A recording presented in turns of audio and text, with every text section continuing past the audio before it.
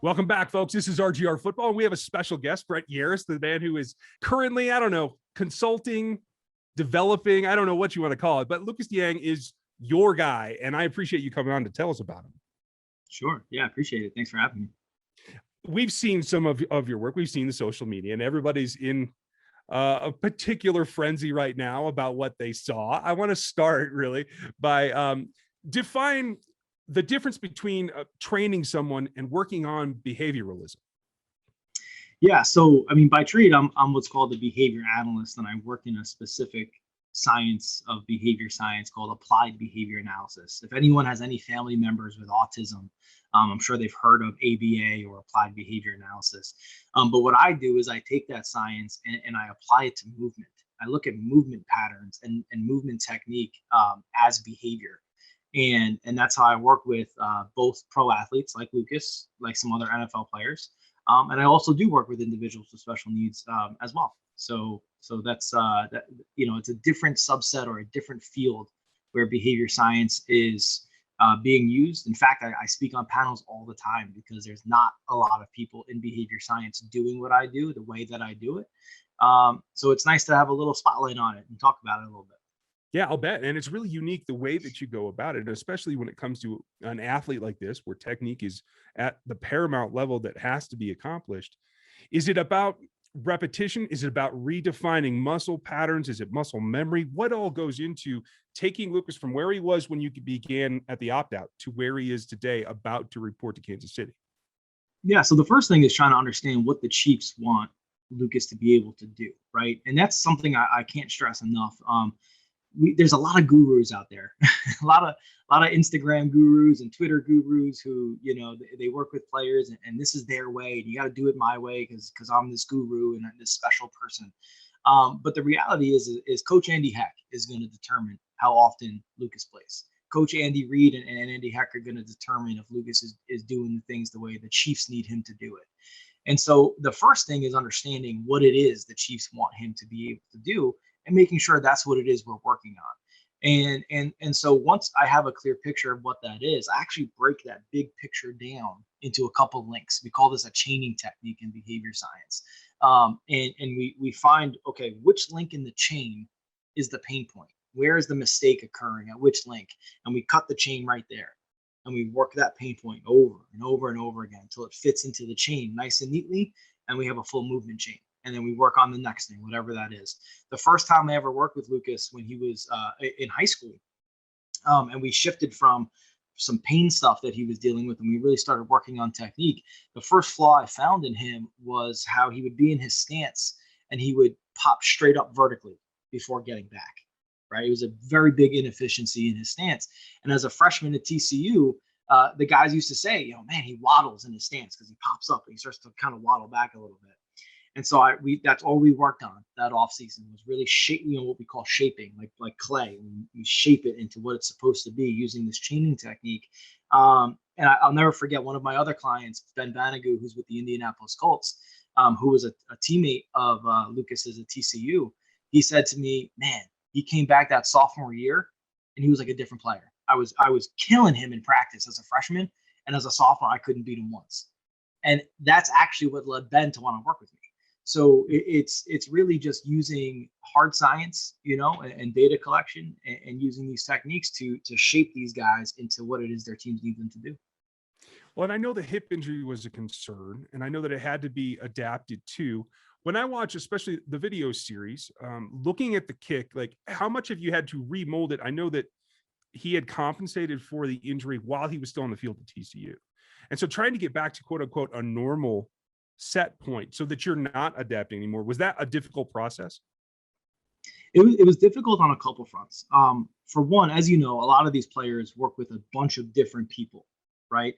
By the way, just a little peek behind the curtain, a lot of the pre-draft process, when you see draft prospects working with this trainer for a week and they work with this guy for a week and this guru over here and this guru over there, a lot of that is because the teams have their own embedded gurus, right?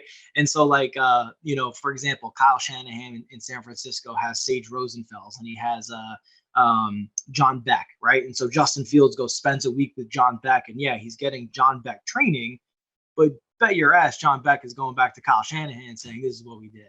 Right. And offensive line is no different. And so Lucas spent some time with one of those guys, and one of those guys told him that he only should be angle setting.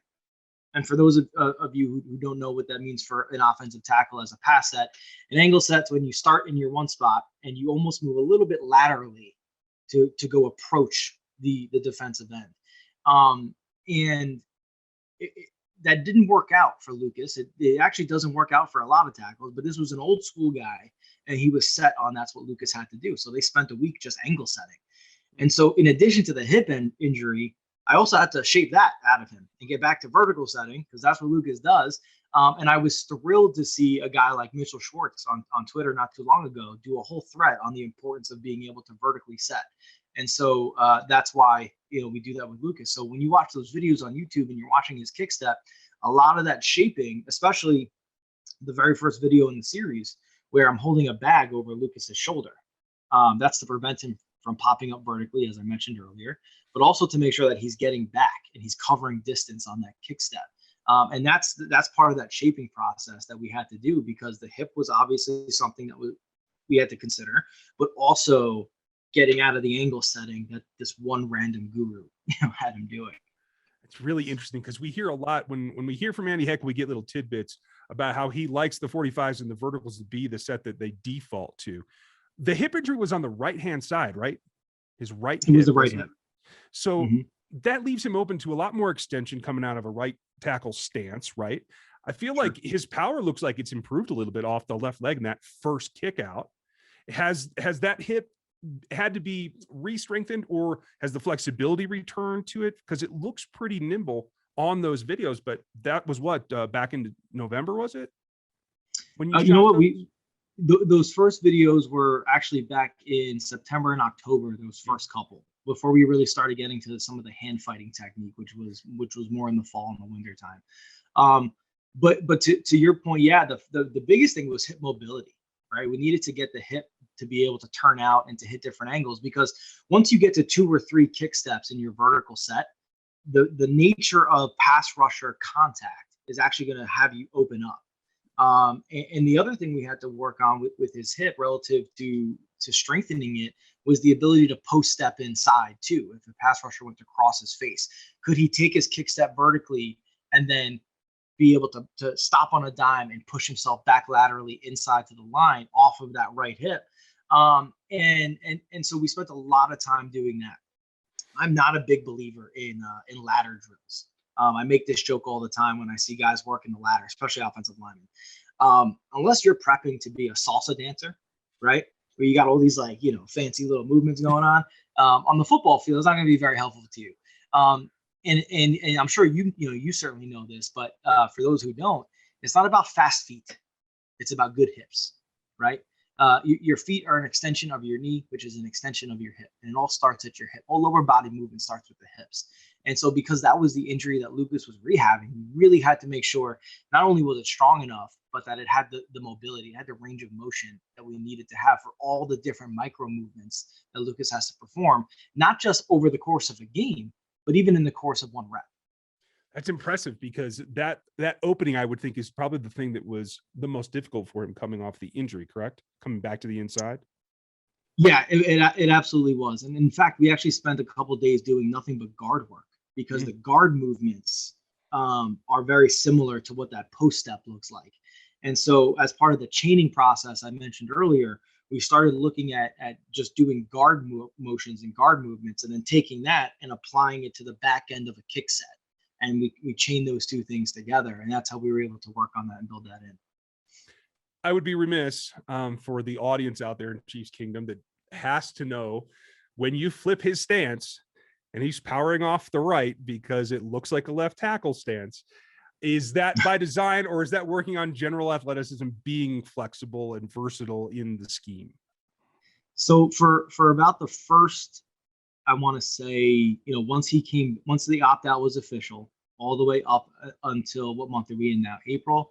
So up until about the beginning of March, we probably did 90% right tackle work and 10% left tackle work. And that's been our process for 6 years. That's how we've always worked together. We've always made sure that there was some time spent on his non-dominant side, because when the left tackle goes down, what does the team always do? They try to take their right tackle and flip him over. And we know we want them to be able to do that. I posted my goodbye tweet to him as he leaves for Kansas City. And yes, I did purposely make it one of our left tackle reps. And it goes back to what I said at the beginning, which is my focus is to make sure we're doing what the Chiefs want Lucas to be doing. And so I'll leave it at that. Okay, fair enough. That was my gist in general, because they want versatility and they will try to flip guys. We saw that in the Super Bowl. And that's the thing. Sorry, go ahead. No, feel free. Yeah, no, we saw that Super Bowl, right? And we saw the impact that not having people who could kind of interchange, right? Mike Remmers is a good example of someone who can interchange, but then we saw the Super Bowl and that was rough, right? And so you want to have somebody who can actually do it. And I think the Chiefs are happy to see that Lucas spent time working on both, not necessarily with the intent of Lucas being the starting left tackle, as we know, but with the intent to say, okay, here's a guy we can count on if it came to it, right? And this is a guy we know has been working on. He's practiced it. It's not completely foreign to him. Offensive line is all about versatility, being able to come in and do it. And Lucas is the kind of guy who wants to be able to, anytime the coach says, hey, Lucas, can you do X? Lucas wants to be able to say, yes, I can.